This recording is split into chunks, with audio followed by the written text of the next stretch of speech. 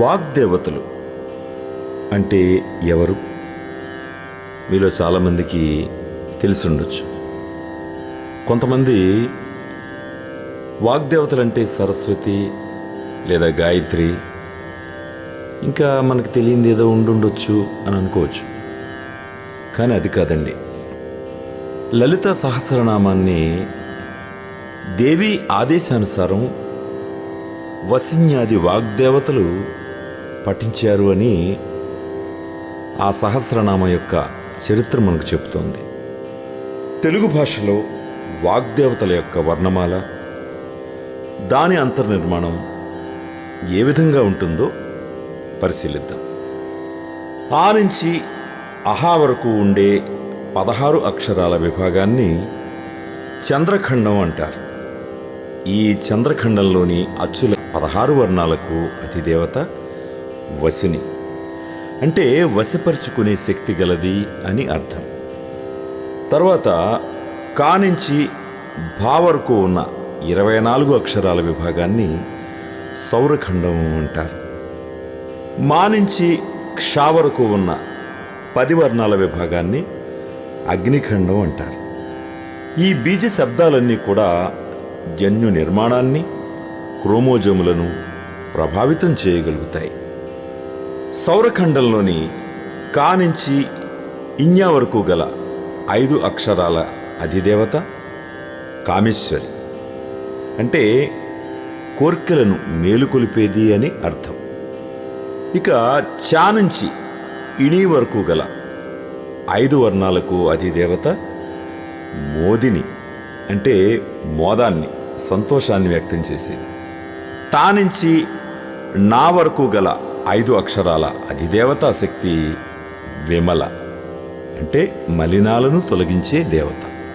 తా నుంచి నా వరకు గల 5 అక్షరాలకు అధిదేవత అరుణ, కరుణను మేలుకొలిపేదే అరుణ. ఇక పా నుండి మా అనే 5 అక్షరాలకు అధిదేవత జయిని, జయమును కలుగు చేసేది.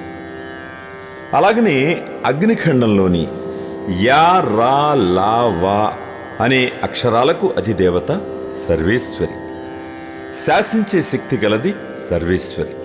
ఆఖరులోని 5 అక్షరాలైన స, ష, స, హ, క్షాలకు అధిదేవత కౌలిని. ఈ అధిదేవతలందరినీ వాగ్దేవతలు అంటారు. అయితే ఈ 7గురే కాకుండా అన్ని వర్ణాలకు ప్రకృతిలో ఒక రూపం, ఒక దేవతాశక్తి ఉంది. ఎందుకంటే శబ్దం బ్రహ్మ నుంచి ఉద్భవించింది, అంటే బ్రహ్మమే శబ్దము, ఆ బ్రహ్మమే నాదము. మనం నిత్య జీవితంలో సంభాషించేటప్పుడు వెలువడే శబ్దాలు మనపై, ప్రకృతిపై ప్రభావం చూపుతాయి. అదే మంత్రాలు, వేదం అయితే ఇంకా లోతుగా ప్రభావం చూపుతుంది. భూమి మీద పుట్టిన ప్రతి జీవి ఈ శబ్దాలని ఉచ్చరించి అమ్మవార్లను అర్చిస్తున్నాయి.